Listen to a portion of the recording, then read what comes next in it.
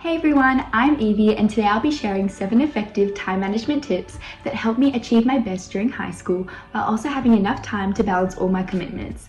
Dealing with school, extracurricular activities, work, having enough time to spend with family and friends, and also having time for yourself can seem impossible during times of academic stress, but it doesn't need to be. By just taking a few minutes to watch this video and implement some of these tips into your own routine, you'll see how much easier it is to save time, stay productive, and work smarter, not harder. Let's get into it. To kick things off, one of the most important things in managing your time is planning. As famously said by Benjamin Franklin and Taylor Swift, if you fail to plan, you plan to fail.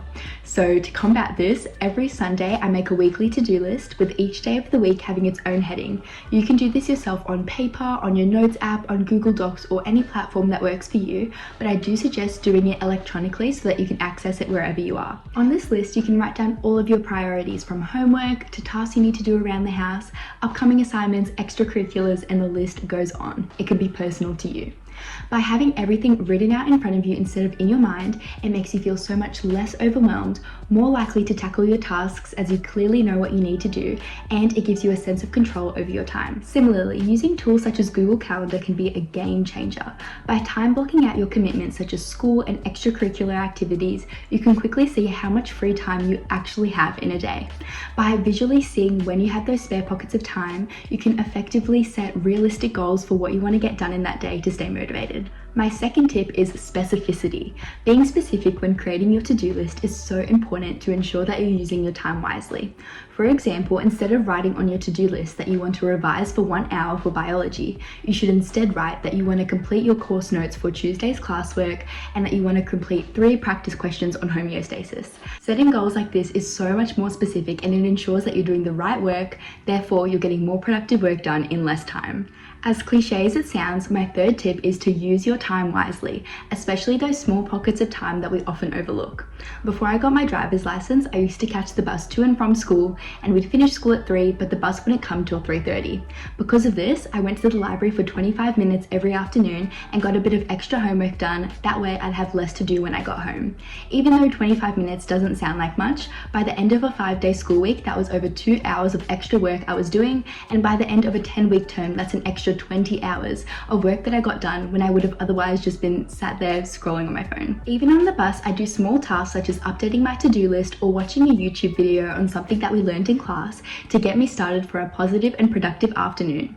Even though it doesn't sound like much, over time they compound to build greater results. My next tip is to set a time limit for how long you want to spend on a task.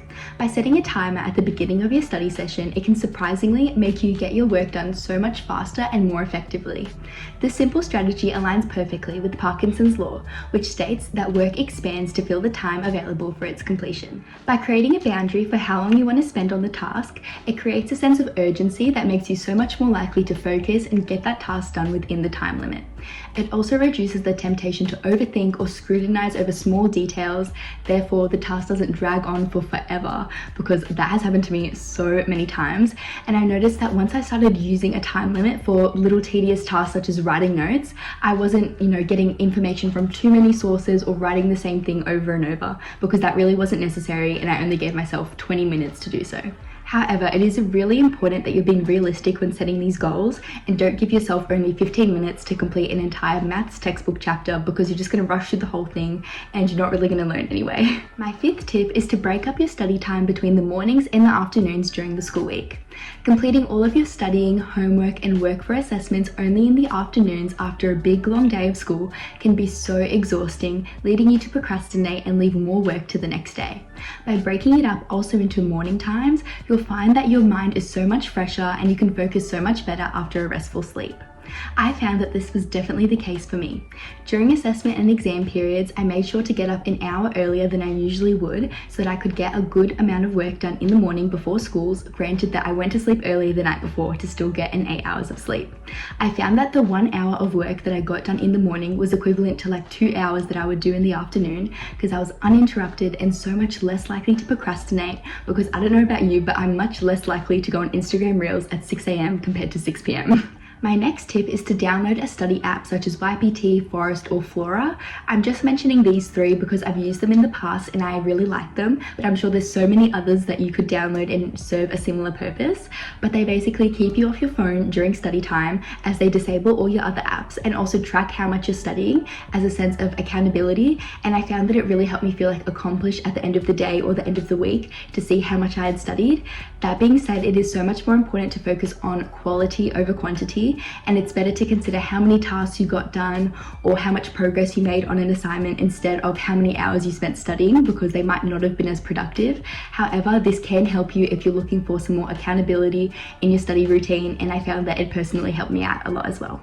For my seventh and final tip, I would suggest to use distractions such as social media as a reward rather than something that you constantly check throughout the day. I know that this is something I definitely didn't want to hear, as I had like the highest screen time on Instagram and YouTube before I started year 11 and 12, but I found that setting a screen time limit or only limiting social media to certain hours of the day really did wonders for me. It kept me so much more focused during the day and made that like relaxed time at the end of a big day of studying so much more rewarding, relaxing and enjoyable. And you'd really be surprised at how much more you can get done in a day when you don't have that added element of scrolling or social media in your routine. And that's it for my 7 top time management tips for students. I really hope that these tips help you take control of your schedule, stay productive, and still find the time to do the things that you love, just as I did. Remember that it's about working smarter, not harder, and with a bit of strategy and planning, you can achieve so much more in less time. If you found this video helpful, please give it a thumbs up and subscribe for more tips on studying, productivity, and showing up every day as your best and highest self. I'd love to know what tip you think would work best for you, so please let me know in the comments below. Thank you so much for watching. I'll see you in the next one.